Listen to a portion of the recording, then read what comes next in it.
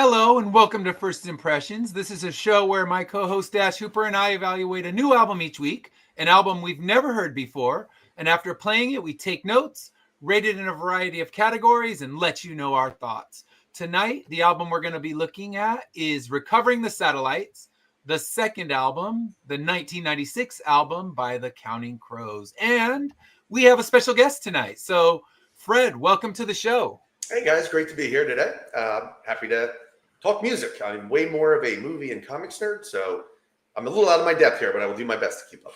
That's all right. We just much you've been on the Saturday show, and much like the Saturday show, we take things where they go. So, and if an album's really good, you know, it's easier to stay focused. So we'll see where we stand this week, because we always, Dash and I, kind of keep our thoughts to ourselves backstage, so as not to unleash, unless we truly hate something, then we're both just we unleash the anger backstage and then just keep it going. So I think that was last time was probably Black Keys for that one. That was our last one that we couldn't hold back our animosity to that album.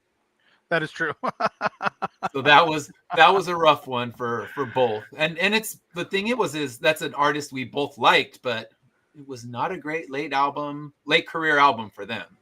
All right. So, like always, we get started with a little bit of history of the artist. So, Counting Crows was formed by Adam Duritz and guitarist David Bryson, and they were performing together in the San Francisco area.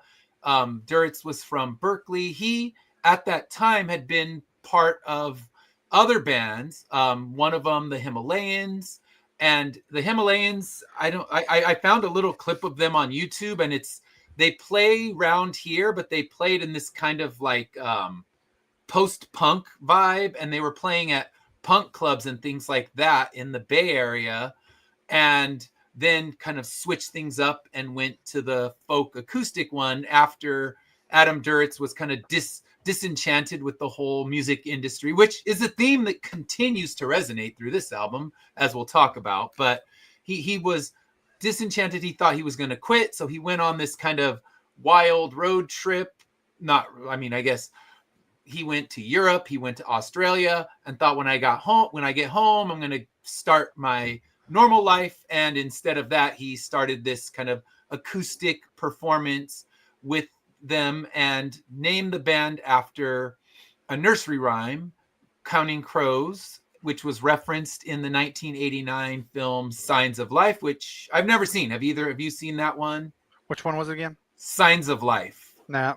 I haven't even heard of it. Yeah, that's where they got it from. I guess it suggests that Counting Crows can tell fortunes. So that's kind of where their name came from, which isn't surprising. He throws literary references all through his music. So the early lineup was Adam Duritz, David Bryson on guitar, Charlie Gillingham on keyboards and accordion, Matt Molly on bass, and Steve Bowman on drums.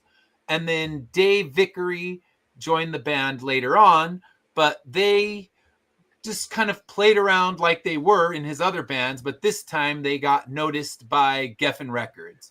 And they were signed by Geffen Records and released their debut album, August and Everything After, in 1993. It was produced by T-Bone Burnett and featured songs that you have to know, like Mr. Jones, Round Here, Rain King. I mean, those songs were staples of 90s radio. I mean, if you haven't heard them, if you were from the 90s, you're living in a bubble if you didn't know those ones in the 90s. So, yeah, so that was where they kind of started, and we have some comments coming in. So, yeah, Miller's Angels, the Jurassic Bark of songs. All right, love it, but can't listen to it. So, yeah, I guess we'll talk about that when we get there. Yep. All right, and then Lori's checking in. How's it going? Hello, Lori. What's up, buddy? Timu Crow here. Timo. There it is. Thank you. All right. Thank you. Oh, so is it your birthday? It is, sir. It is. Oh, happy birthday. Thank you, guys. Thank you. Yes, or Timu Crow and her viewing Counting Crows. So, yes, I guess it works out. So, all right. That's catching on. yeah, they appeared when they first came out. They appeared on Saturday Night Live. They toured with the Rolling Stones. They toured with Cracker. They were on every album cover, or not album cover, every magazine cover. He was the man about town. And then Dirts had a lot of public struggles with anxiety, depression, which brought on their second album. You can tell that again. Which is what we're going to be talking about today. So I won't spend a lot of time talking about that one. But during this era, Steve Bowman left the band and was replaced by Ben Mize. And they released multiple albums since then. They had a song on the Shrek 2 soundtrack, which got them nominated for an Academy Award and for a Grammy. And they're still releasing stuff. Their last album was in 2021. It was Butter Miracle Sweet 1 and a connected cycle of 4 songs, which I have not heard. And he says there's going to be a Sweet 2. So they still tour. Dash and I have kind of talked about they do not have a great live reputation. Adam Duritz is not known for his great stage presence. He kind of mumbles lyrics, changes lyrics, swaps songs out, and is generally known by a lot of people as a very annoying stage presence, even if you like him as a singer. He's still living through his depression, I think. Yeah, when he's on stage. Yeah, and they're associated with kind of the anti-grunge 90s rock radio. And that's where you had like Gin Blossoms, Wallflowers, Hootie and the Blowfish, Spin Doctors, trying to think of some of the other ones. REM, although REM kind of fit into both categories. REM was the one that all of the major, even the grunge bands looked at as one of their major influences because they were doing alternative since the 90s, them and the Pixies, bands like that. But kind of the anti-grunge movement, Dave Matthews Band, Blues Traveler, that's where Counting Crows kind of went in there. And their first album, their first song, Mr. Jones, is kind of peppy, upbeat, and then this one is not. So yeah, when we dig into the album, yeah, he actually sang backing vocals on some Wallflower songs. So yes, they only had one hit. Yeah, one headlight. That was it. One headlight. I think that I don't know if I think it was 6th Avenue Heartache was the one that Fred Durst sang backing vocals on. However, don't quote me if I'm wrong. Drop it in the chat. Let me know. And yeah. So God, you're young. Yeah, that's the high school soundtrack. I mean, that would have been mine too, because 93 when their first album came out was the year I graduated. Yeah. But I was definitely more into the angry, grunge and 9 Inch Nails and hardcore and Fugazi and stuff like that. That's kind of where I lived in my high school music realm.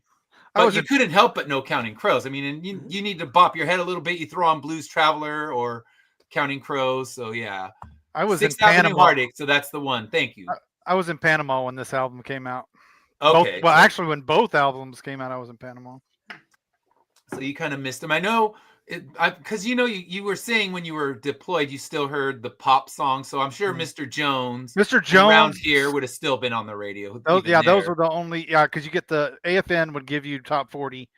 Mm-hmm. So and then they would play that over and over and over and over and over and over. So enough that it becomes white noise. I'm sure. Yeah. Which I think honestly by this point in time, Mr. Jones has become white noise to me. You can hear it on the radio and not even process what you just heard. Like, I will still listen to Round Here. Yeah, if Mr. Jones comes on, it's kind of backgroundy, but Round Here still hits me. Like I can still listen to Round Here and not have a problem with it.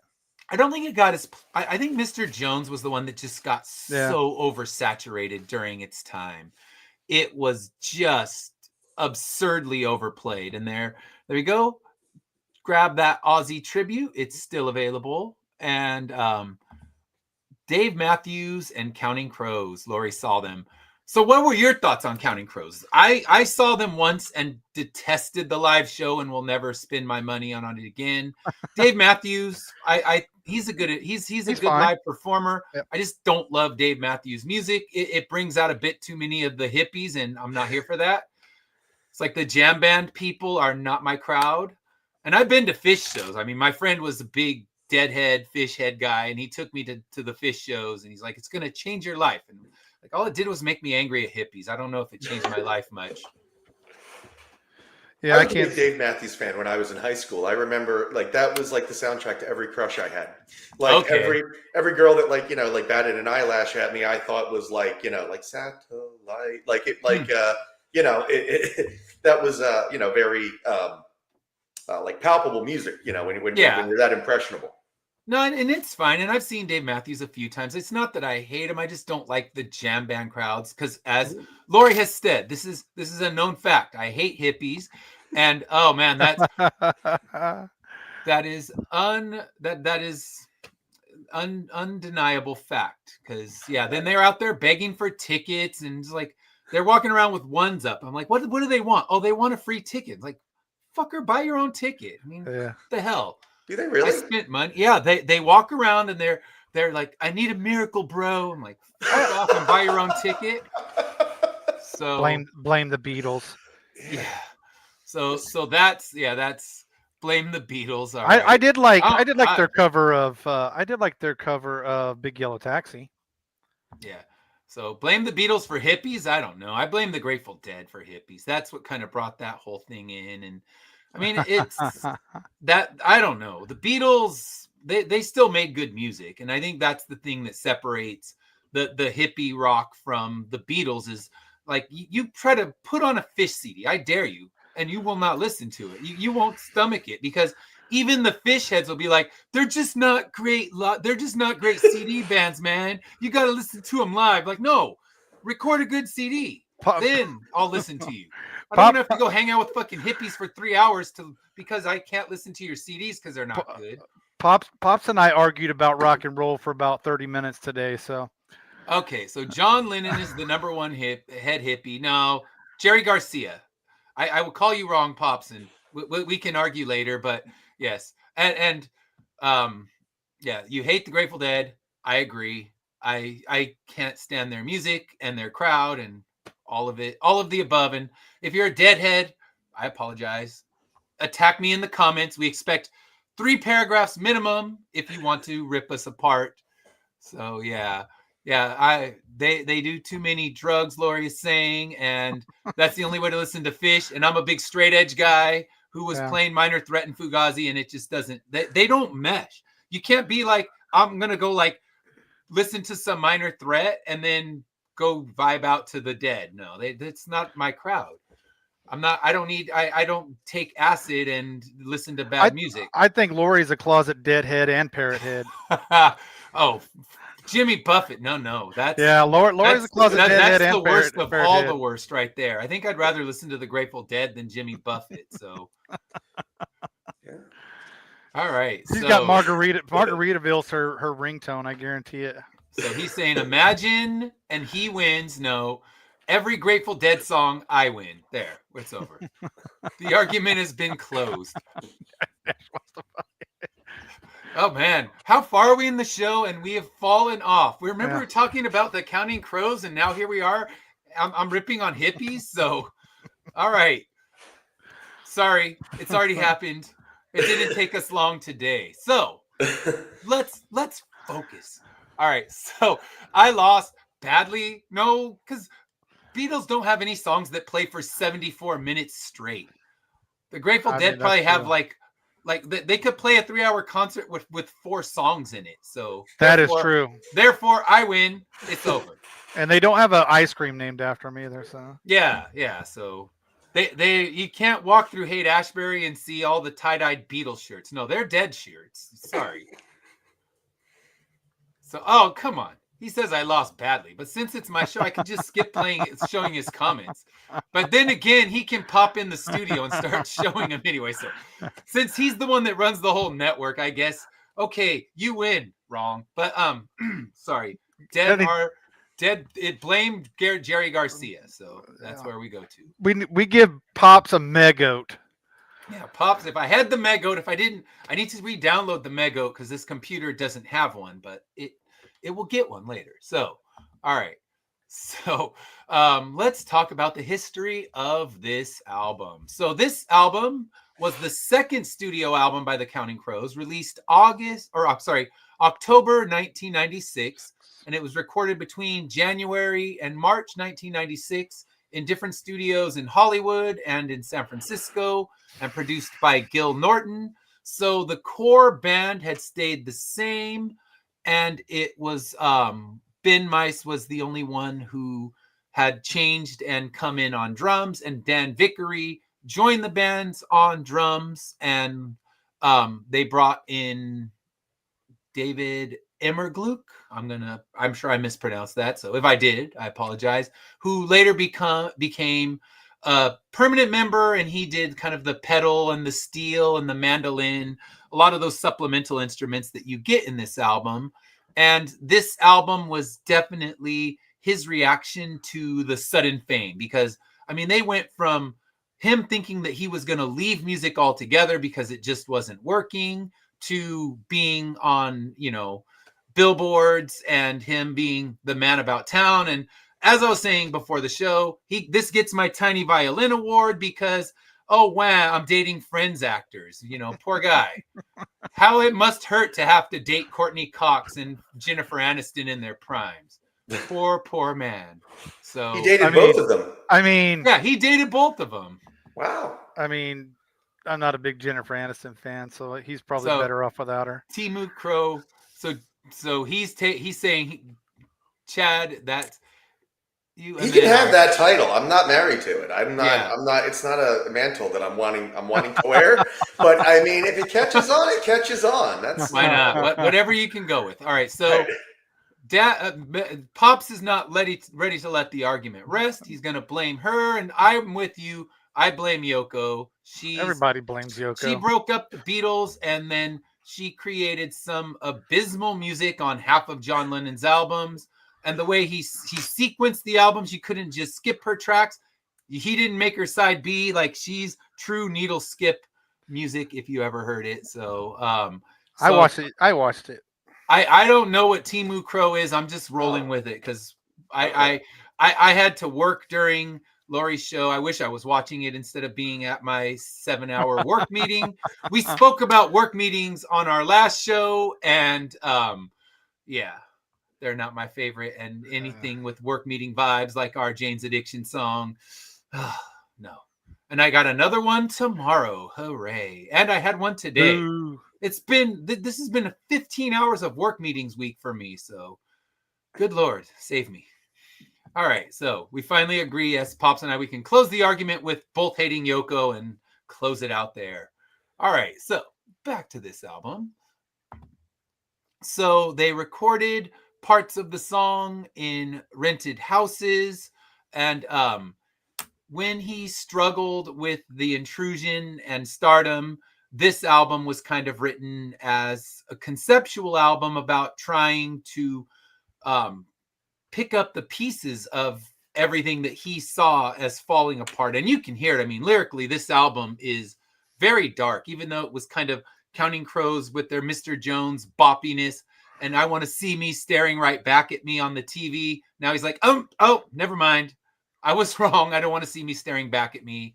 And then he has a song about not wanting to be heard on the radio, but we might get to that one a little bit later. So kind of left a lot of the folk tinged debut and brought in heavier guitars, more aggressive energy in some of the tracks. I mean, it still has some of the, folk and country tinged in there, but not as much as we got in their first album. So it debuted #1 on the Billboard charts. It was certified double platinum, which is 2 million copies sold. And I believe it sold even more than that, but it had the top hits were Along December, which hit number 10 on the US charts and #1 in Canada.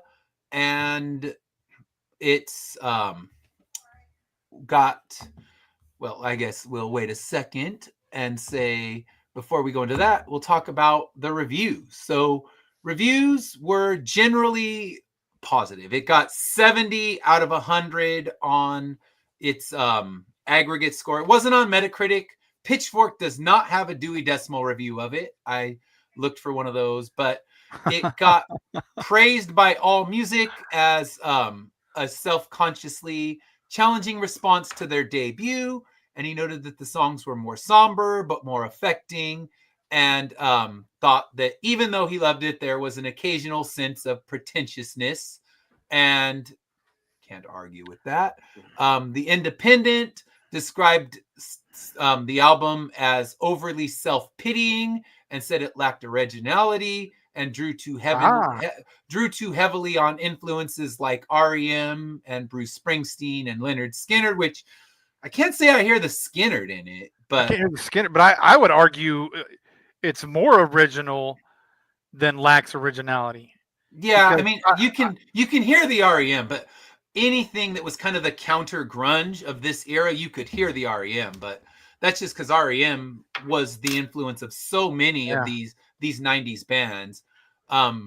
Entertainment Weekly called Dirtz's voice yowling and moaning and called it a pastiche of influences, but not anything original. And then retrospective reviews where they've looked at it later, have looked at it a lot stronger, and it's got a lot more strong positive praises in its later reviews. Although I'd be interested to see what Pitchfork would say if they actually did review it. 7.5. Yeah. But Robert Christgau, I always love to look for his reviews because he'll write a tiny little review that's so beautiful, and he said, Adam Duritz sings like the dutiful son of permissive parents I hope I don't sit next to at Woodstock. I'm like, oh man, that's beautiful. I love him. And then he said, Adam Duritz went to good summer camps and doesn't eat junk food. He's confused about all the right things, and he's not going away anytime soon. So he's so starved for music emotion that he learned that he's leaning more toward Mariah Carey than Van Morrison. This guy needs to sit in the grumpy Muppet chair. He's the ultimate grumpy Muppet, and I love him for it because he was the one that called Paul Simon whiny. I'm like, oh, Christgau's the king. So yeah, he's like, called him wimpy. That's it. He's wimpy. Wimpy. He's like he loved the songs, but he couldn't get past Paul Simon's wimpy voice, and it's just like Christgau's the god. And he told when he wrote a review of one of the Prince albums, he said that Mick Jagger should fold his dick up and go home because Prince is the new king. And I'm just like, Christgau, you are the god. He is the ultimate. I love his reviews because we just need to have him as like the permanent balcony Muppet because he's, even though he gave the Counting Crows album a B-, he still just ripped on Adam Duritz. He's just like, all right, I can like it, but I'm still going to talk some shit. And that's why we love him. And whenever I can find one of his reviews, I definitely do. Oh, yeah. And then Rolling Stone, what else? 4 stars. Yeah. That's all they ever seem to give anything that we review, but they called it deeply satisfying. They praised the lyrics and, they generally good reviews. Like I said, 70 out of 100. So not so bad. That's why I think that Pitchfork would have probably been a 7.5. Yeah, to live with it. Although Pitchfork, it depends. Like later Pitchfork has become nicer in a lot of cases, but early Pitchfork, they were just dicks. They must have thought we want to be jerkier than Robert Christgau, and that seemed to be their only goal. Because read some of their early reviews, and then they have to erase those reviews from history when they realize they like the album. Like the Jimmy Eat World Clarity, I think their original review was like a 3.2 or some abysmal score, and they just ripped on it the whole time. And then when it came out at around the 10th anniversary or something, they came back and gave it this 8 point something and praised it. I'm like, I was there when you wrote your first review and called it dog shit. So don't try to pretend, Pitchfork. You can't hide from the truth of your old reviews that you try to hide away and pretend like they don't exist. All right, but we can now get ready. We've talked about the reviews of the album. We've talked about the history, the half-ass internet research history of the Counting Crows. So now, what's your history with the Counting Crows? Fred, what's your history with this band? Well, it's interesting that you brought up the fact that he dated both of the Friends actresses, because I guess I have like some kind of like subconscious association with the Counting Crows with Friends, right? That's why I think I asked what year it came out. It was like in '96. It very much took me back to that time period. It very much reminded me of something that the cast of Friends would listen to. Like there was one song in particular. Is it Have You Seen Me Lately? Which, while I was reading it, I was reading the lyrics as it was playing, and that one in particular is kind of like one stanza, like repeated, right? Like there's not a lot of depth to that one, and it is kind of very braggadocious, it felt like. And as I was listening to it, like I just kind of had this it took me back to Friends. It reminded me of the kind of song that like Ross would listen to when he wanted to feel hard, like like after they broke up, like, have you seen me now, Rachel? Like, look how well I'm doing. Oh yeah. It felt like that kind of thing to me. So but my history with the Counting Crows kind of the first time I was exposed to them, I thought they were like legendary, because like I think like the first time we enter into music, everything seems bigger than life. And they were like, that song, Mr. Jones, was like floating around the top 10 of their top 20 countdown. And like the world seemed very small to me. So I'm like, oh my God, that song is like history. So they always seemed like a very legitimate, very kind of important band to me, until I got a little bit older and kind of, like you said, realized their place in history. Like they were kind of slotted in with those kind of more poppy or versions of it. But I always anti-grunge radio stuff, because you kind of had your two sides of things, and they were on that other side. Yeah, like I almost like, I mean, I enjoyed them. I always had like a nice relationship with them. Like I like A Long December. Another song that I really like of theirs, from one of my favorite movies, Baby I'm a Big Star Now, from Rounders. So I like them a lot, but I don't necessarily I wouldn't necessarily say that I associated them with a lot of depth. Like this album had more depth than I thought, but I always associated them as more of like a bubblegummy type band. So that was my experience with them going in. And I think that's got to be the Mr. Jones of it all, because that became such a bubblegum song. And it's, I want to be famous and everything. And then it's just the whoops, my bad, fame sucks. And, but yeah, I still date supermodels, so it's not so bad. Right. Although they dumped me, so it sucks. So yeah, it's like, okay, the yin and yang of Adam Duritz. All right, so Dash, what's your background with Counting Crows? Like we talked about, the majority of everything I heard about them was while I was in Panama. So after I left there, it wasn't even in my wheelhouse, to be quite honest. I mean, not that I dislike them. I like a lot of their songs. Yeah.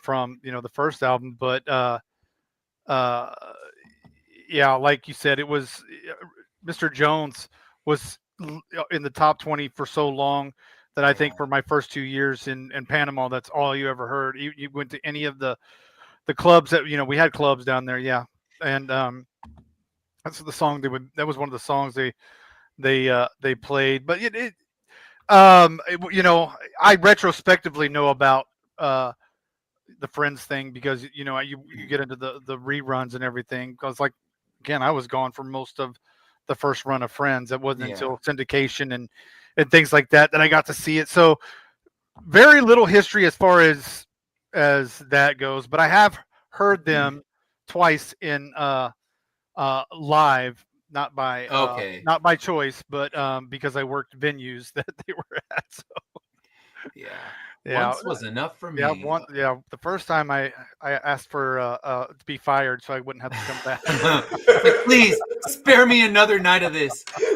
Yeah. So my history, I think it's kind of like Fred's. I heard Mr. Jones. That was kind of the boppy anti-grunge song, but I was in Team Grunge at that time and still am. I mean, I still love all that grunge era stuff. I mean, I would still listen to both of those sides because I could listen to Dave Matthews. I mean, once in a while you just need a break from the sweltering glum grunge, vibe, and it was a good alternative. The bands like them, and I got their CD from Columbia House.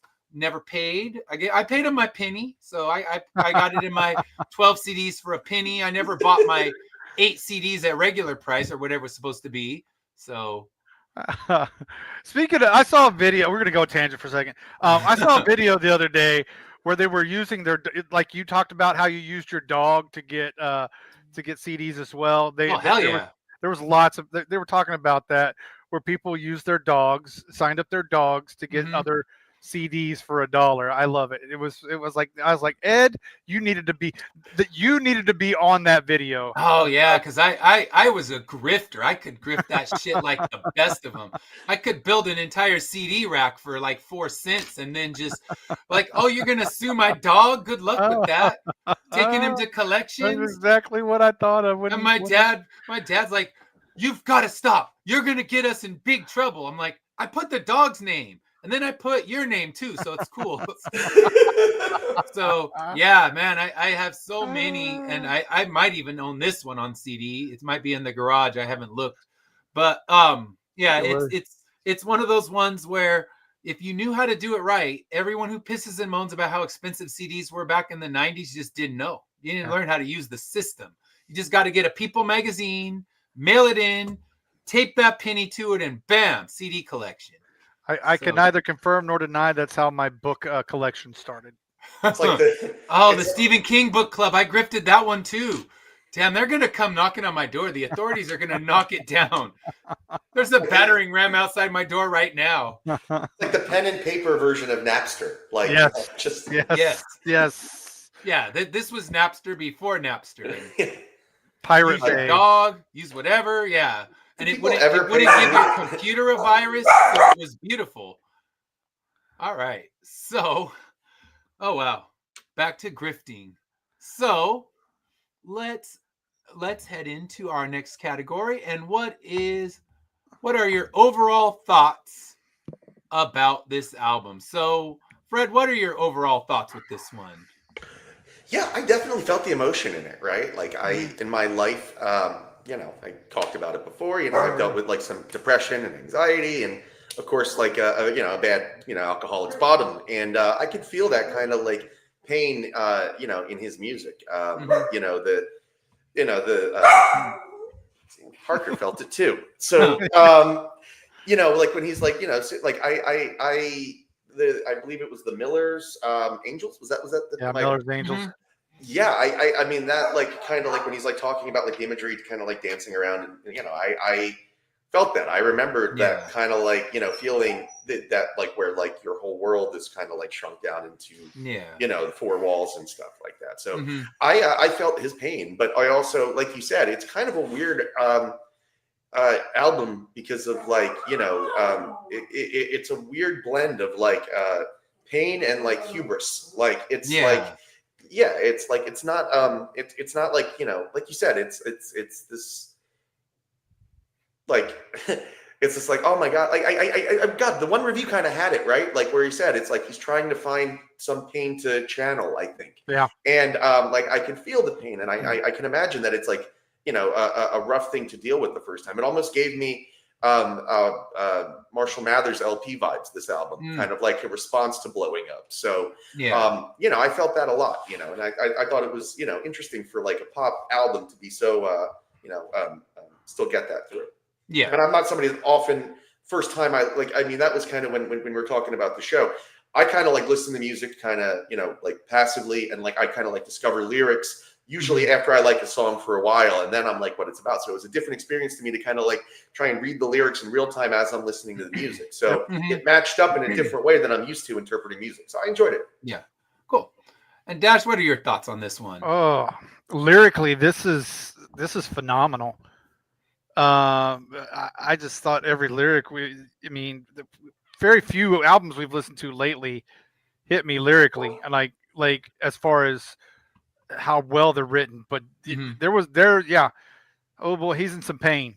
He's in some pain, and I like that. Yeah, the hubris. Hubris is a fantastic word.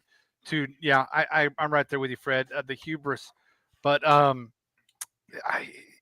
loved it. I mean, this is the first time I ever heard that. The only one I think I knew from this was Long December. Like that was definitely the only song that I knew. But I loved it, except for a couple songs which we'll talk about later. But overall, when we get to our skips. Yeah. Overall, this was just. I mean, it hit. I mean, because I think kind of like Fred said, I think majority of us have been in his position at some point in our life, whether it's family or loved ones or a girlfriend, boyfriend, whatever the case may be. I think we've all kind of had some kind of pain in our life like that. And some of these songs hit well. Yeah. And so I just thought lyric, and I disagree. I think going back, and if you listen to Mr. Jones around here, I think this is more original. Like I disagree with that saying there's a lack of originality. I think there's a lot of originality in this. I mean, sure, it's kind of the trope of broken heart and everything, but I can't think of any lyrics or songs that I felt or heard that were deep like this in emotion recently or even before that. So again, that comes from this being the very first time I've heard them in a full blown album. So. Okay. Yeah. And I guess if it's your first album, because I know for me, I had August and Everything After, and I think I played it through one time. And then I got so bored of Mr. Jones and everything about that particular thing that I didn't revisit any of their other catalog. And then after seeing them live, it was kind of like, I'm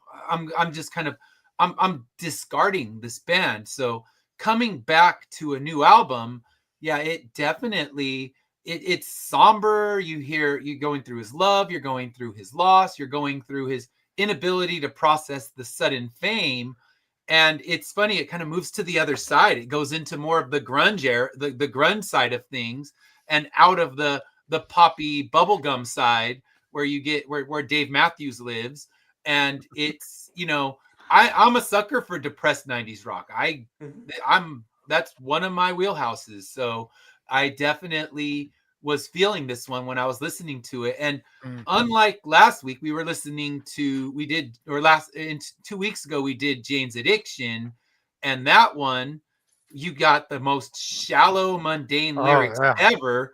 And kind of the Jane's Addiction who had fallen out of being amazing, where this is still them in their prime. This is album number 2. We're not looking at album number 7 or 8 where things start to kind of fall apart. So I think we're still hearing a band and a songwriter at the top of their game. So that's what I'm thinking about this one is we're hearing Adam when he's still top indie, I wouldn't call indie. They're not indie, but top alt rock writer at that time. So let's dig into this album with some of our favorite songs. So Fred, what's a song that stood out to you on this one? I liked Another Horse Dreamer's Blues. The lyrics, it painted, like a picture and a story and a character, and I like that.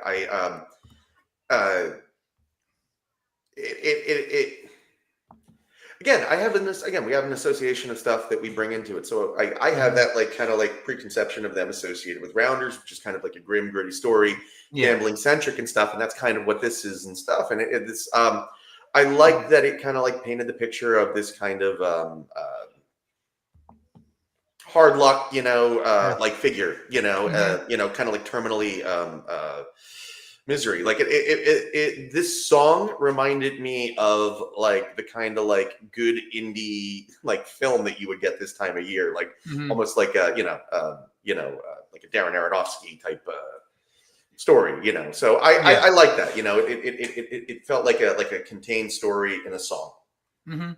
And it's based on the play Geography of a Horse Dreamer by Sam Shepard, which I don't know anything about the play. I just know that that's where the inspiration of the song came from. Yeah. I mean, probably not a happy play based on the song. Not based on the song, right? No. I'm going to think that that's a downer of a play if you would go see it. Yeah. So Dash, what's one that stood out to you?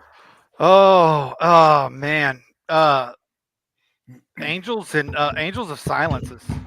Angels of the Silences is just a good song. It's a really good song. That's the for this out, because this entire album is melancholy. So it's not like you're going to get like the opening song to be up and jumping and bumping and dancing. That opened the song and opened the album the way the whole album went. So I don't have a problem with it being very not upbeat or anything like that. Yeah, you're not getting a Mr. Jones. I know. So I liked it. I thought it was just freaking awesome is what I want to say without dropping the F-bomb. But yes. You can save those from me. I got you. I just, it's very spiritual and conflicted at the same time. If you understand, like it's good. Yeah, I liked that one as well. I put my first one I picked. I liked Catapults, the opener of the album, but I'm Not Sleeping was the first one that really grabbed me because I am a sucker for rock music with the strings, and it's got this beautiful sweeping swelling orchestra, these building drums, and just kind of going through his difficulty with insomnia. So that was something he was dealing with, and he's talking about all these amazing things that happen when he is sleeping and all of the amazing things that occur when he's sleeping. But the whole thing of the song is that he's not sleeping and he's not getting this kind of sleep angel who comes to him at night. So he's tells us she comes to me at night, all of these things, but I'm not sleeping. So yes, I have beautiful, amazing things when I'm sleeping, but I'm not. And he's stuck and he's awake, and it's just this pain. And I love the kind of the drums that build and the guitars that build, and you get this kind of marriage of the orchestra, of the rock band, and that is something I always am a sucker for. You get good strings tossed into a rock song, and you immediately have my attention, and it's like, all right, if you can keep my attention, then you win. And this one definitely worked for me. And I think when kind of bringing it back to what we covered last with Jane's Addiction, I was saying that was an album that every listen, it started to grow off of me. This one definitely did the opposite.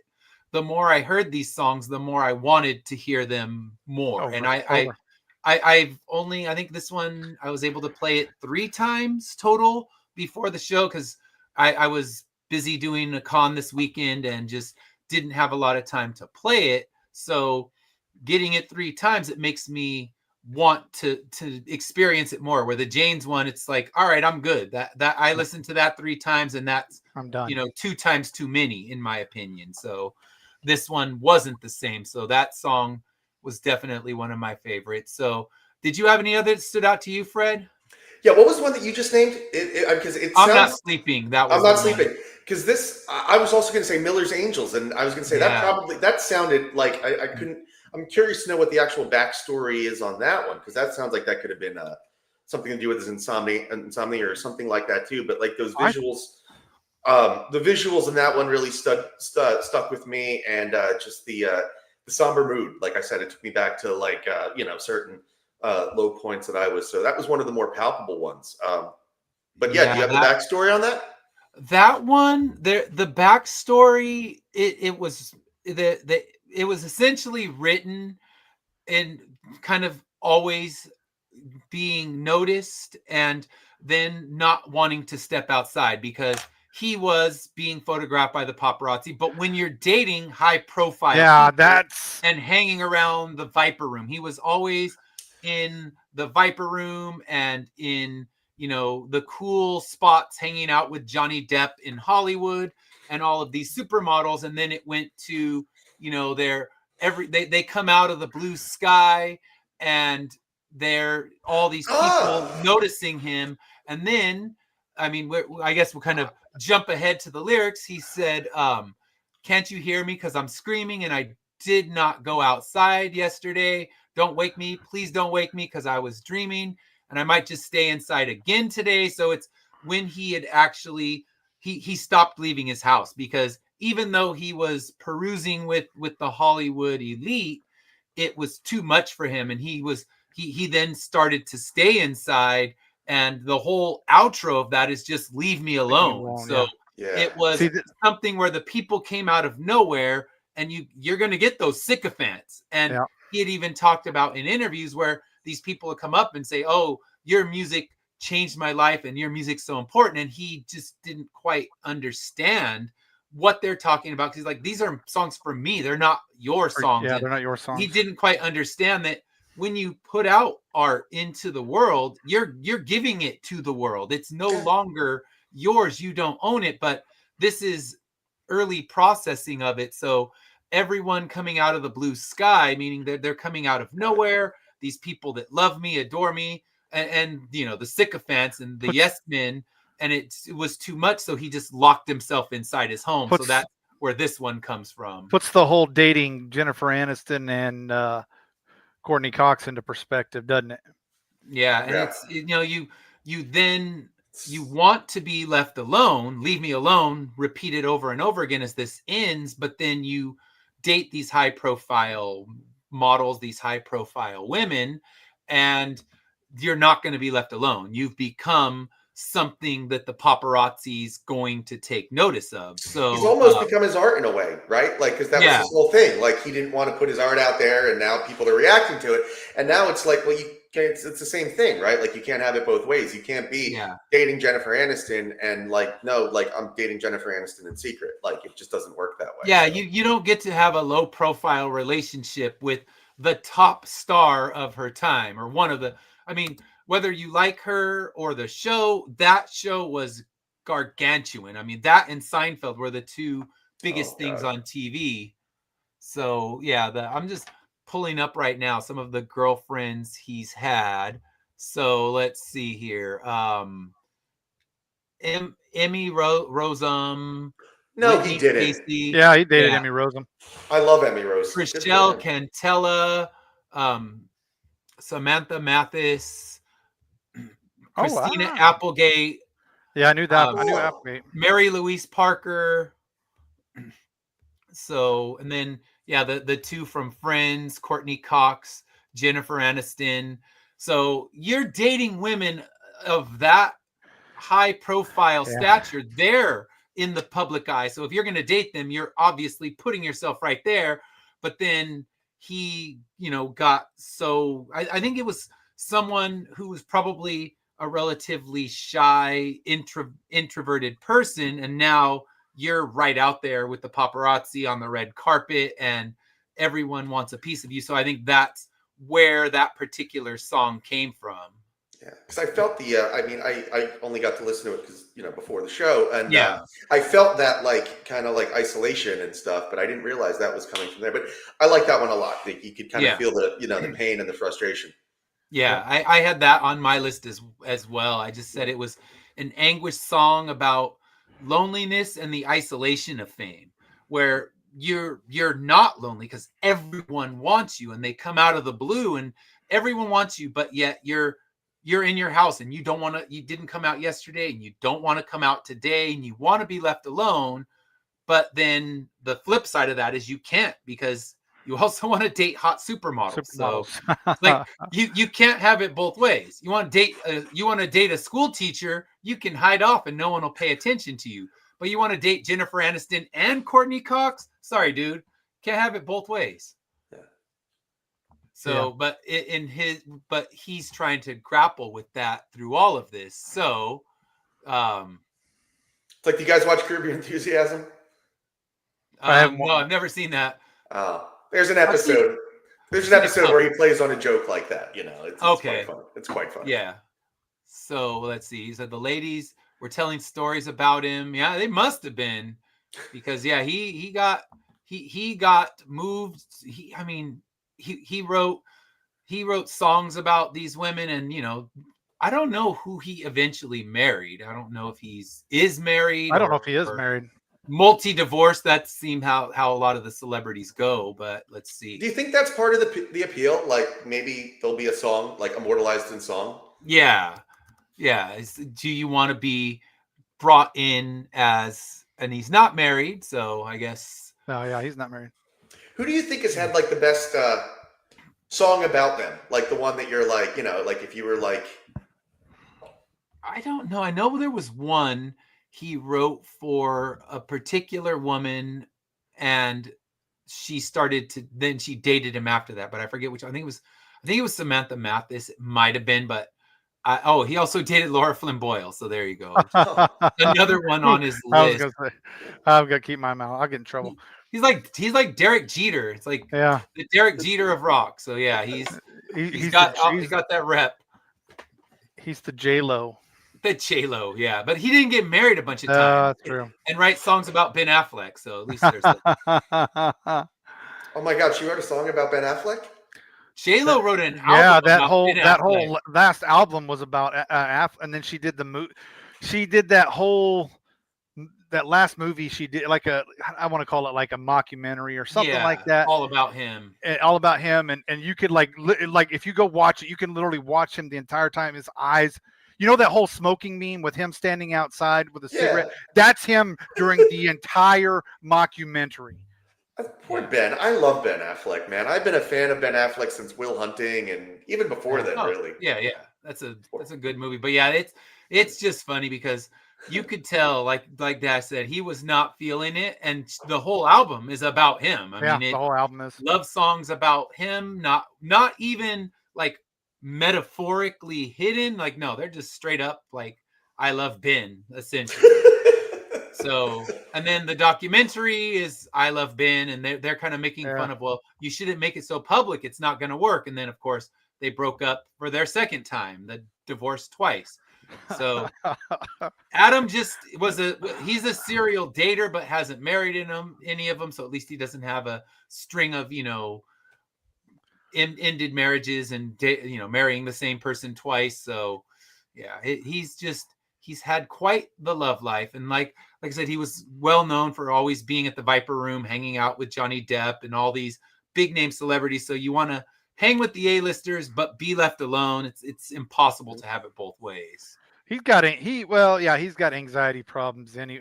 He's already noted that. So yeah, and he's talked about that. Yeah, I get that. I do too, and I understand that. Like, it's a tough thing. Like,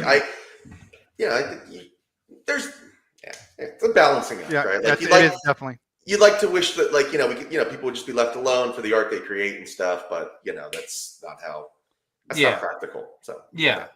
And the thing is, we're not being chased by paparazzi, and we can, I can joke about it like, oh, poor guy, but how would I react? What would it do to me socially? What would it do to me emotionally? Would I want to just lock myself in the house? And until you've gone through it, you don't know. And, that's a lot of the things that Counting Crows, after this album, they kind of lost a lot of their traction. And I think a lot of that could have been because of the whole thing of he was everywhere and people were just like, there he is again. There's that white dude with the dreads out on the town, and we don't care about him. And, oh, the poor sad guy dating the supermodel. So I think it didn't help them in their career because, you want to be kind of dark and ominous. You be Trent Reznor, and Trent Reznor wasn't out there with the paparazzi. He, you want to be the king of gloom. You can't be out there at the Viper Room every night with celebrities. So I kind of got sick of that. And I think that's why it took him a while to jump back up. I think he was an introvert trying to desperately to be an extrovert, and I think it backfired on him. You can't be both, and that's what he discovered, because the depression got pretty deep through everything. I think that if you go back, well, no, you have to go back later, go back and look at the women that he did date. Majority of them are all extroverted. Yeah, I guarantee it. And I'm sure. I mean, I'm not trying to say anything bad. I mean, I just think that's probably what it was. He's probably so introverted that being with the extroverts, he was trying to do it, and he just couldn't. I mean, because Johnny, hanging out with Johnny Depp, you got to be very extroverted. I would have to assume. Yeah, I was going to say the other hard part about anxiety, just as like somebody that goes through it, is that like you sometimes feel like two different people, right? Like, I mean, I often point to when people try to like understand it, like one of the best depictions I think is The Aviator by the Howard Hughes movie. Yeah, Howard Hughes movie. Yeah, because like at this, like I would get that from people, because people would be like, "Oh, you're very gregarious and outgoing, and you're." Yeah, when I'm on, but like when the anxiety kind of like overtakes you, it's a tough thing. It's almost like I write about this in one of my stories about how it's almost like a seizure, because like your body's hijacked and you're not you. So it's a hard thing to resolve when like you want to be one person and you are that person, but you're this too. And it's hard. It is, it's dealing with PTSD. So I understand, because I can be 3 or 4 days real good. Mm-hmm. I can go out and be bubbly and happy and go lucky, and then there's that day where I'm just in my, and my wife sees it, and so it's hard, and it is. You are two people. I mean, I mean, not in a clinical. Yeah. You know what I'm talking about, but you are. You're two different people, and it's difficult for and it's difficult for people who realize see you on the 3 or 4 days where you're bubbly. It's difficult for them to see you on that 4th day where you are down, and they don't know why, and they question a lot of things, and it's you compartmentalize so much stuff that it's hard to even express it into one thing entirely. So.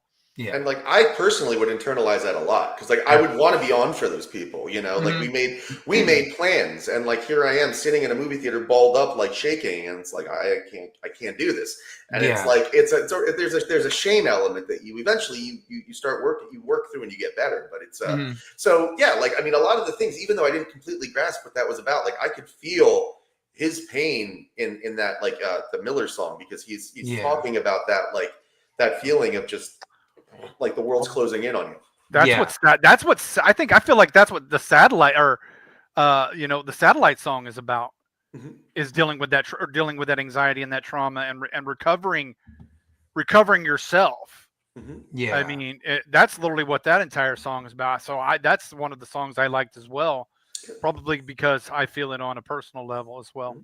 Yeah, and that's the thing, is that's what he didn't realize when people are coming up to him and telling him, oh, these lyrics helped me with this and that, is that you're releasing universal emotions out into the world. Yeah. And the world is going to react. And I'd have to assume he's gotten better with that than he was in this initial beginning of his career, because you figure they were 3 years into their career, went from playing punk clubs in San Francisco to the cover of Rolling Stone, and the cover of the tabloids as well, and kind of shaken to your core and like wanting to be left alone. But now he can realize that yes, you're not alone. Other people have dealt with these emotions, maybe not the same way you have, but I think that's when all good music resonates, because you can feel the emotions they're talking about.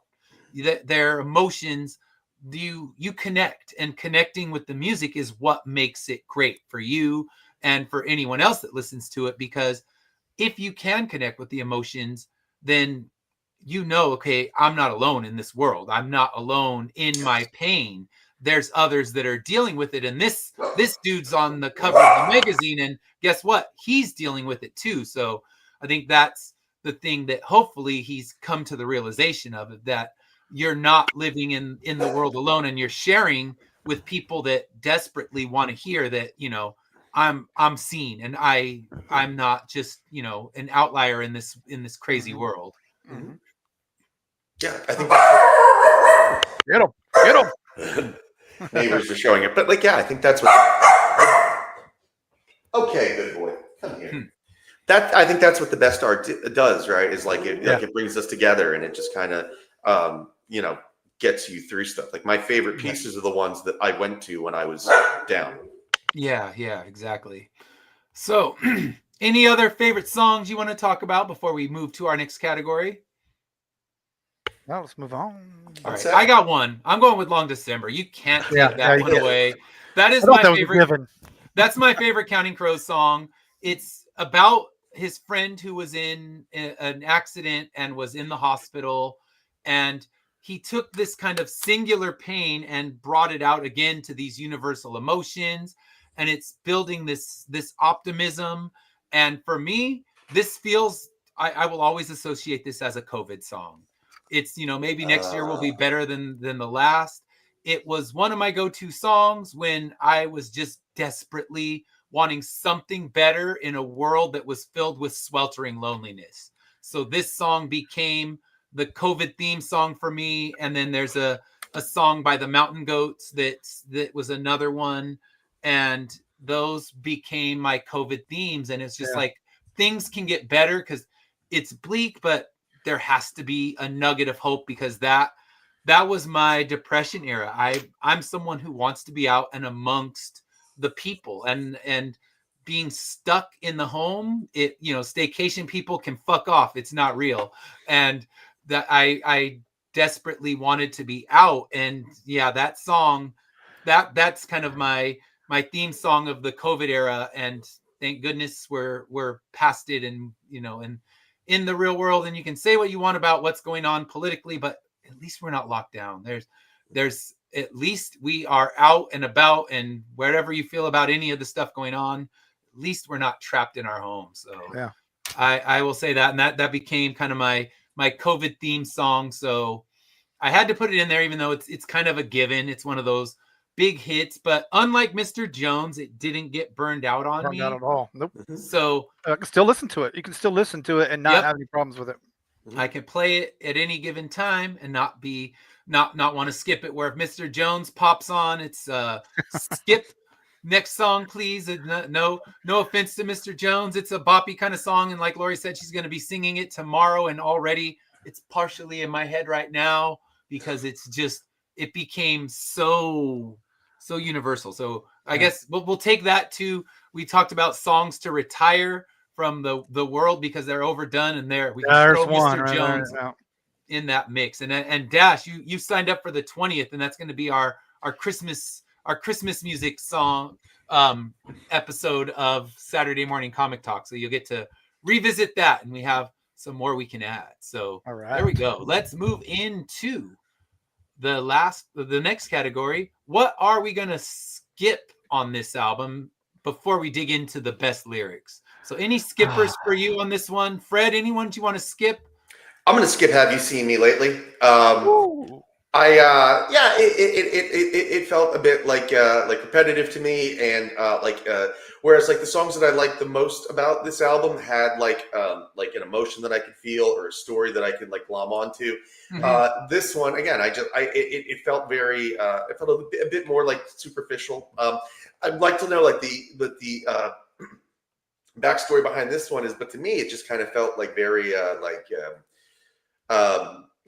again, like hubris and a bit vengeful, like a bit like, and like I said, it reminded me very much of like I said, the kind of song that Friends cast would listen to when they wanted to rep out at the gym. Just all about fame. That's that's and trying to disassociate with the fame.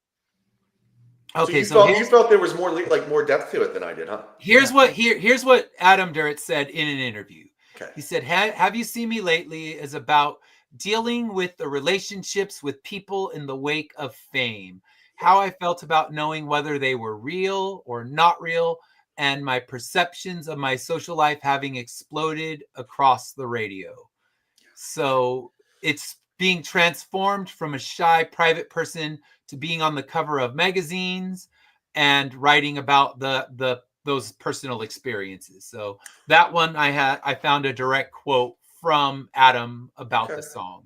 Yeah, I can see that, but again, when I listened to it, it felt a little bit more pointed than that, right? It didn't feel more like towards people and stuff. It felt more like directed at maybe like an individual or like a sect of individuals. Yeah, like you're attacking an individual. Yeah, and to me, that kind of seemed very. I can see why you would. I can see why you would skip it too. I have. Yeah, that's not a. Yeah, it wasn't on my list of top songs. It was kind of. We have the mega on the episode where it's like I don't hate it, I don't love it. It's just kind of meh. Yeah, it was. But yeah, I see where the lyrics are coming from. But like you said, it does seem more pointed. It doesn't seem like a generality. It's like you don't know me kind of thing, and it's not the most poetic, because he's got poetic deep lyrics on this, and that one is more kind of right on the surface of you don't know who I really am and leave me alone, and then he literally says leave me alone later, but in a much more poetic way on that song. Yeah, I kind of liken this album a little bit to the Marshall Mathers LP, and like if that's the analogy I'm using, this is like the Slim Shady track. It's like the one on the surface, very kind of it is what it is. We're not hiding it behind any veils. This is just you don't know me, leave me alone, go away. You're not a real friend. So. Yeah, that's what it felt like. It felt like he was talking to either like an individual or like a little group of people that he knew, and I didn't like that. Probably some of the people from the Viper Room that were hanging out with Johnny Depp, and it's like you don't really know me, but yeah, that was what he had talked about in the interview about that song, when the interviewer probably is asking like, okay, is this about a specific person, but it's more the hangers-on and the sycophants, which I'm sure anyone who's got any amount of fame and popularity has to deal with an overwhelming amount of those. Yeah. All right, so Dash, any ones you're going to skip on this one? Oh, I got my bottom three. My bottom three are Children in Bloom, Mercury, and Monkey. Children in Bloom was all right, but it didn't fit the album. If we're all in this. If you want me to be dark and melancholy, don't give me Children in Bloom and don't give me Monkey on this album. Those, and it just, Mercury was all right, but it just was like it was like really short. That was the Children in Bloom was about loneliness being on the road. Yeah. So that's one of those. It's such a rock cliche, the road song, and it's talking about the loneliness of the road, and that's what that one comes from, is that loneliness of touring, and then Can't Find My Way Home is where it ends. He's saying that, which kind of reminds me of the song Can't Find My Way Home, and then here I am on the road again. We've heard them all. Like the road sucks. It's another one of those things where you think that's what you want in your life, you get it, you're like, oh crap, I'm never situated. So that one comes from the wanting to be home and not touring. So that's where the kind of about for that one. And I Can't Find My Way Home when it ends with that one. So he tries to make it more metaphoric, but it just didn't. Yeah, it wasn't fitting the vibe. I mean, yeah, I know they're touring, but it just didn't fit the vibe. Like I want some more of your woe is me. Yeah, because I was feeling that. I'm not saying the woe is me is in a negative connotation. I mean, that was what I wanted from that album, and I felt like that pulled away for a little bit, and so did Monkey. Yeah. Did you ever listen to like George Carlin when he talked about like the 10 Commandments and how they would just add a few so they had 10? Both Mercury and Monkey, I had that feeling listening to. It felt like they were just thrown on the end of the album so they had enough to make it feel like an album. Yeah, that is exactly what it was. Yeah, perfect. I couldn't have said it better. Yep. And Monkey definitely made my list, where I liked enough of Children in Bloom to not throw it on the skip list. But Monkey, that is an absolute skip list one for me. And it's I said mid-tempo mega, and the metaphors were as weak as the song itself. So it's supposed to be about him kind of writing his goodbye to one of the friends as he realizes the relationship's crumbling, but its presentation is just so mediocre. It's and to what Fred said, it's like, all right, we have to have a 56-minute album, Monkey, Yeah. and that's why we have a little short with Mercury, and then they finish it up with Monkey. Yeah, Mercury could absolutely not exist, or not Mercury. Yeah, I'd say I'm trying to think Mercury. It's one of the ones where, as I was listening to the album, I knew Long December was almost up. So I'm like, can we just get to Long December? I'm tired of waiting for the Long December, and I had to get through Monkey and Mercury, and Walkways is just so kind of short. And it's not that I dislike it, but I think Long December was the real proper closer of the album. It was. It's absolutely the one that has that huge emotional impact. And I think Walkways feels like really an afterthought to that, because when Long December closes, it just feels like the album's over. Like, wait, there's another song? Nope. And I think it could have been that song. Honestly, to me, feels like those hidden tracks on CDs where you got to wait like 7 minutes and then a song pops up. That's what Walkways felt like to me. Not a proper track, but the hidden track at the end of the album. Felt like the post-credit scene after the post-credit scene, the one where you sit through all the actual credits and it's just a nothing burger, Yeah, like, that's Walkways. It's 7 minutes of noise that you left your CD on and you didn't turn it off, and oh crap, another song just popped on, and like, it's not that great. So I don't know of any great hidden songs on albums, so it joins the list of those. This one should have been a hidden track, and maybe it was. I don't know, because that's the thing. When you listen to it through Spotify, you don't know if there was 7 minutes of silence before it, because you're not listening to it on the actual physical media. But that's the only excuse for that song. So I don't know. We'll see. I'd have to get the proper CD and see. But now let's dig into something that there's plenty good to talk about, and that is best lyrics. So if I get cut off, we're having a huge, massive storm right now. Okay. Good to know. So you said best lyrics? Best lyrics, yeah. Okay. Again, I got to listen to the album once straight through, and I was processing lyrics and stuff in real time. But I go with Another Horse Dream Blues, because it painted the most vivid, like, kind of picture and like three-dimensional story for me. It almost reminded me, because it's interesting that you said that was based on a play, because it reminded me of another song that I've been listening to. It's been on my playlist recurring a lot lately, The Ghost of Tom Joad. Oh, yeah. Bruce Springsteen. So it kind of felt like that in a way, where, the artist is like, telling you a story, and you're picture the scenes play out in real time. So it painted a picture for me, and I like that one a lot. Yeah, that had some good lyrics. And Ghost of Tom Joad, I love the Rage Against the Machine cover of that one as well. Oh, I have to listen to it. I didn't know they covered it. It is solid. That's actually the first time I heard that song was the Rage Against the Machine one, which made me rush back to hear the Bruce Springsteen original. So the Rage one is extremely solid, well worth a listen to. So is the Bruce Springsteen. The Bruce Springsteen one is amazing as well. But yeah, that's the first time I heard it was the Rage one. So they did their last album to fulfill the contract, essentially, was a covers album, and that was one of them. And that one's one of the standouts of what's overall a pretty mediocre Rage Against the Machine album. Okay. So Dash, if you can see the hail that's hitting our house right now. Oh damn! Oh wow! Like rock-sized hail. Yeah, it's definitely a good chunk. I'm gonna go back to satellites, and you get to the end there, or close to the end, and but we only stay in orbit for a moment of time, and then you're everybody's satellite. I just, again, it comes back to that two-person thing, that you're here, and then you got to go back and be somebody else's satellite again. You can only anybody out there listening, correct me. It's just like when you're on that fourth day, you want to be your satellite. You're trying to be your satellite, but everybody else needs you to be their satellite, and it's such a hard line to cross. I love that. I mean, and it keeps going, and then I wish that you were mine. I wish that you were mine. Basically, sometimes he's looking for somebody to be his satellite for a while. Mm-hmm.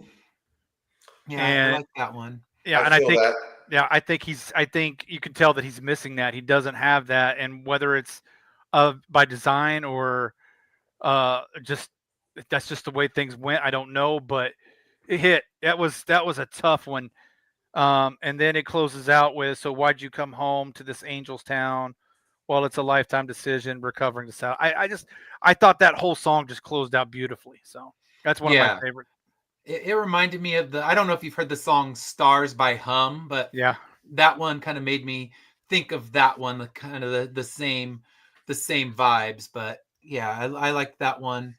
I had Catapult. I had the lyrics for that Oh one. yeah. All of a sudden she disappears. Just yesterday she was here. Someone tell me if I'm sleeping. Someone should be here, should be with me, because I don't want to be alone. So this is him, losing the love. He doesn't want to be alone, but he does. So it's kind of like, as the album opens, he's already in just kind of different headspaces. And I liked one little line in Goodnight Elizabeth: "We couldn't all be cowboys, so some of us are clowns." I had that one too. Ah, all Good, right. So, good. That was just one small little tiny little lyric, but it was fantastic. yeah. And then he said, "If you wrap yourself in daffodils, I will wrap myself in pain. And if you're the queen of California, baby, I'm the king of rain," which goes back. They do a couple little nods to their first album, where the Rain King. So that one's right in there. And then any other lyrics that either of you found? What was? Let me pull up my other one here. Where'd he go? Where'd he go? Where'd he go?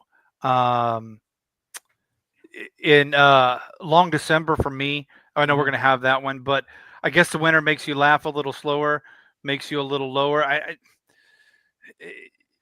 You talked about it being your COVID song, and you know what I mean. But it's there, and it's I know it's this. I feel like December is just the metaphor of a low point, and you're obviously a low point or a dark point in your life.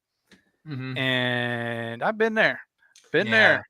And I think everyone has, and that's why it hits so hard. Even though he's talking about his friend, the emotions are universal, and just that bleakness that's hiding in this track, which is crazy to think it became a massive hit. But then again, there were a lot of crazy hits in the 90s that you would never imagine actually being played on the radio.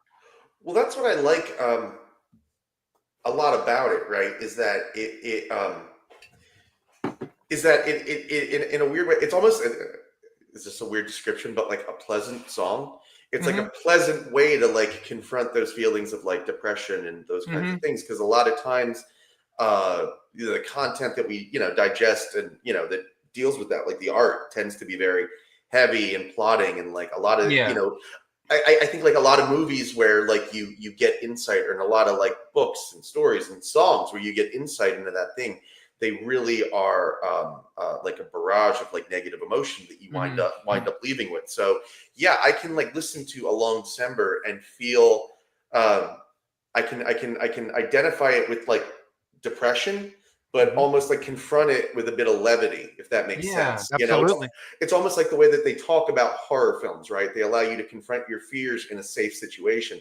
This allows me to like kind of feel and reflect on depression and those types of feelings in a song that doesn't like bring me down.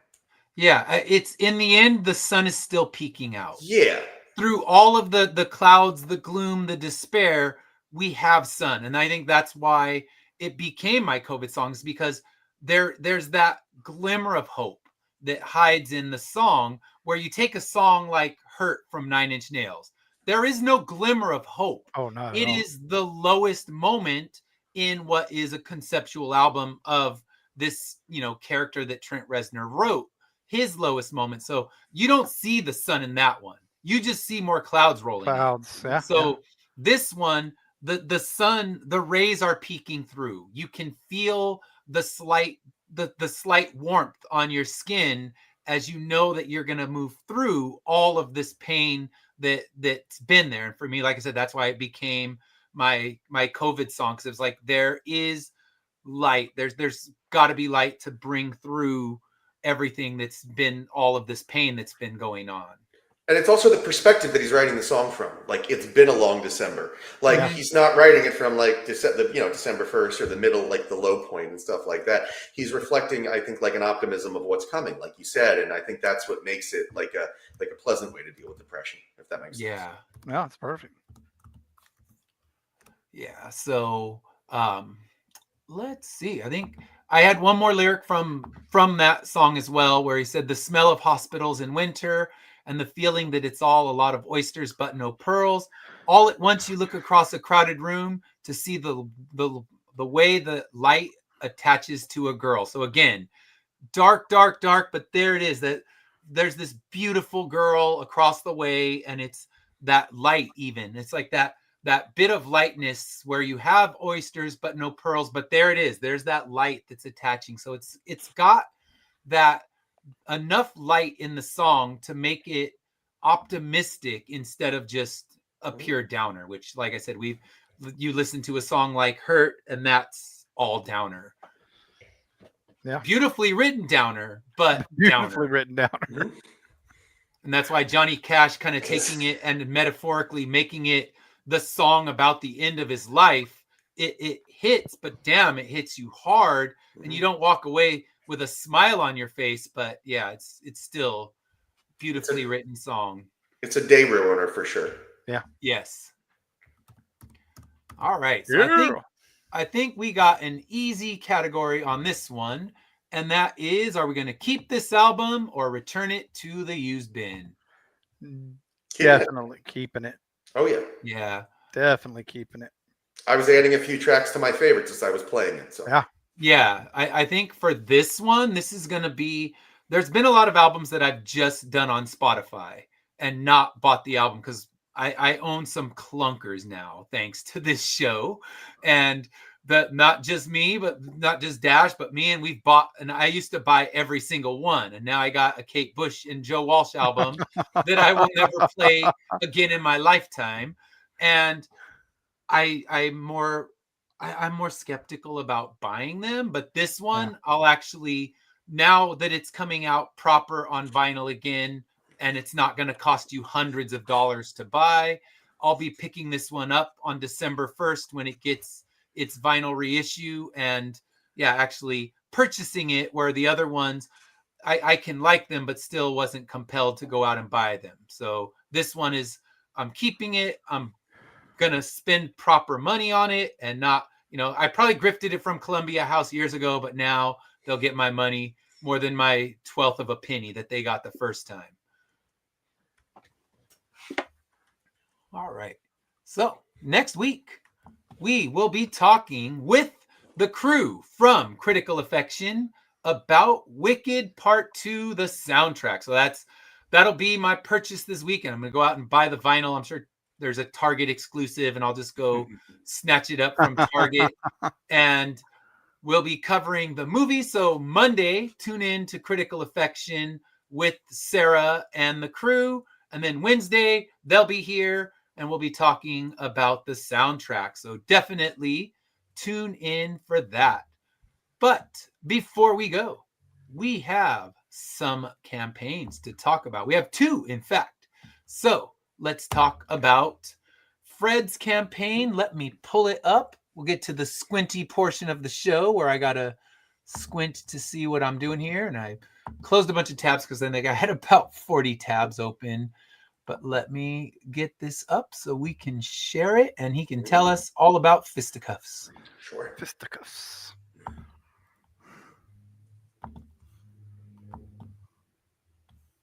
All right, 1 second. Sure. Here we go. Fisticuffs. Tell us all about this book. Sure. Fisticuffs is a 6-issue miniseries. It's about a functional drunk whose comfortable life derails when a one-night stand has deadly consequences. It is for fans of stories like The Boys and Preacher, but it's presented as if it was like directed by Martin Scorsese. It's a very over-the-top dark comedy. It's a grim, gritty drama, and but it's also a deeply personal story. All that depression and all those issues I alluded to. Well, they are on full display in Fisticuffs. We have a very unreliable protagonist who has to go on a dark journey, and in it he will slowly confront a lot of that dysfunction. There's a line in the beginning of the story that to be aware of the path that you're on, because eventually you will get to the end of it. Well, this is a person that's slowly taking steps towards towards destruction, and it is a real kind of like, can he save himself in time? How far down will he go? And is he able to do some kind of good along the way? And is he able to kind of find some kind of like salvation and redemption? We have 7 days left on this campaign. We have a beautiful variant cover there by Kiss Kiss and Nay Rufino. And we have an exclusive version of it that's only available on the Kickstarter that if we hit $3,500 will be converted to foil for anybody that backed and picked up that version. Nice. Yeah, and we also have at $3,000, which I'm hoping that we get to, a 10-page preview of the next story that Stan and I will be doing, Metroidvania Black, which is a grimdark fantasy in the vein of stories like Blasphemous and Hollow Knight. So, we really get to cut loose there, and we can't wait to start dropping a little bit of that and getting it to you, nice. All the fans out there. So very cool. Please check out Fisticuffs. Please back. Please follow. Please tell your friends. The hardest part is getting the word out. I think we've got a great story here, but this is only my second project. So, please jump in, support, even, try at a low level, try a few of the first issues, try it on the pair of pants, see how well they fit, and see if this one's for you. Very cool. Mm-hmm. So check it out. I'm pretty sure I got issue 1. I got to check out. So you're in issue 3, you said, right? Yes, this is issues 1 through 3. They are. Thank you. 1 through 3 are available on this campaign, and we have 4 coming out early next year. So, as I said, it's a 6-issue miniseries. All 6 are drawn. So we plan to release 4, 5, and 6 on a steady schedule next year. With the only break in between will be when we get Metroidvania 1 out to you guys as well. So very cool. Pretty steady schedule. All we need is you guys. So back, awesome. Pledge, support, and join the family. And like I said, see if it's for you, because it is a very it's not everybody. And again, it's a mature 18+ book. I always like to throw that out there too. It's a vulgar, violent story. It's not everybody's cup of tea, but it's certainly the whiskey for a lot of you guys out there. So yeah, like the best Vertigo stories from the 90s, because you're mentioning Garth Ennis stories, and they were always so edgy and wild, but beautifully written stories at that. It's like, you can look at just the edginess, but the stories that were in there are my favorites. Like, I'm such a sucker for that era of 90s comic books, especially the Vertigo imprints. And that's 100% what we're doing here, right? Like, I grew up on that kind of stuff, and I grew up on like Tarantino, but like I also wanted to put in a lot of like my personal journey as well, and hopefully put in something like relatable, that people can maybe get a bit of substance out of, but at the same time, like entertainment first and foremost, yes, kind of a crazy bombastic story. Sounds good. Thank you. All right, so I got a Kickstarter going right now too, and that is for my one-shot story called Floaters. And Floaters is a story of how one man's life is completely destroyed when he develops eye floaters on his eyes. And these eye floaters, he discovers, are more than just the vitreous fluid in your eye accumulating clumps. These floaters are parasites that take over your mind. They make you start seeing things that aren't necessarily real, and they make you completely homicidal, where you'll attack anyone in your way. So we can see that there are 4 covers. We got the Dan Schmidt cover. We have a black and white version, because we're going to do the book in black and white as well as color. We have the Cesar Oliveira cover. And if you know Cesar, he is my artist for my main series, Immortal Era. So he put together a cover for this series as well. We have the William Russell variant, where he's got the floater face coming out of this character he created. And then we have the Fish Lee cover, which is an homage to Fright Night. And this will be our foil cover. And then you can, of course, get Immortal Era and Corruptor. The Cthulhu books are available in there. I don't have all the back issues of Immortal Era because I am low on stock for many of them, and I'm going to save those. I'm going to blow them out on my Immortal Era 12 campaign. So if you need a back issue of Immortal Era, let me know. I can always add it to the campaign, and you can grab it in there, because I have aside from issue 5, I have one copy of that left, and that one has been promised to Lori. I can get you the majority of them. Just let me know if you want one. I also have a couple graded ones. We have the Dan Schmidt cover of Immortal Era, and we have that regular or graded. And then he gave us his original cover, and a few of the art pages are available for sale. We have a Floaters t-shirt with the Fish Lee cover. And then we have, of course, our sneak peek. And this is the first few pages, not lettered yet, but you can kind of get an idea of the art and the vibe as we get page 2, a severed head being thrown out the window. And this book is not fucking around. Yeah.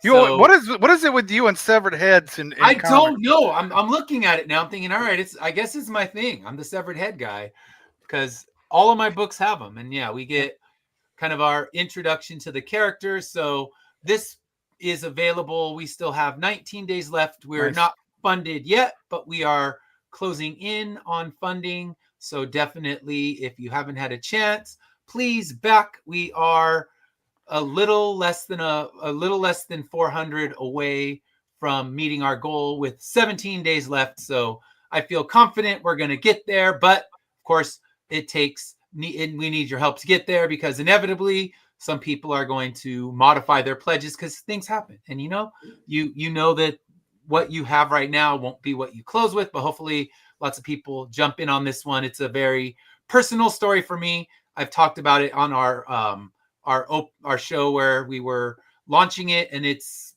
all written in hospital waiting rooms as I was experiencing eye floaters. Some of the characters that come into the story were people that I did encounter while I was going through these floaters and multiple surgeries, and the fear that I might lose my eyesight, like has happened to people in my family. So it's my way of kind of getting out all the fearing and anxiety and handing it over to you. Very nice. Thank you. All right. So yeah, it's yours. You can have it now. I'm excited for floaters. I saw this one on one of the shows we did together, and it grabbed me right away. I'm excited. Yeah, thank you. Yeah, I'm excited to get it out, and Dan did a great job on the art. I love his kind of crazy monsters and things that he put in there, because I described things like, okay, there's a face coming out of their eye floating above their head, and Dan was able to read that and say, all right, I get what he wants, and draw me some wild, crazy stuff, which is what you want for a book like this. I'm gonna have to go for all the covers, I think. Ooh, see, I might have to get all the covers. I might. I don't. You guys with the t-shirts have got to stop, because that's my weakness. Oh yeah, this one. It's the t-shirts are gonna look really good. My t-shirt company is great. They're not local anymore. I have to have the shirts mailed to me, which is why I had to increase the price a little bit, unfortunately. But you'll get a high quality shirt, and that much I can promise you. It's not some iron-on bullshit. It's the real deal. It's direct to garment printed. It costs me more because, like I said, I have to pay to have them shipped to me. But when you get the shirts, you'll see it's worth it. Yeah. All right. So we will be talking next week about Wicked Saturday. Tune in. Fred will be back. We'll be talking about, I don't know yet. I'll tell you tomorrow. So yeah, we'll be talking about some stuff that fisticuffs and floaters, man. Floaters and fisticuffs and floaters for certain. And then whatever topics I come up with, we have some great guests coming on Saturday. So tune in. And until then, have a great rest of your week. Bye, guys. Bye.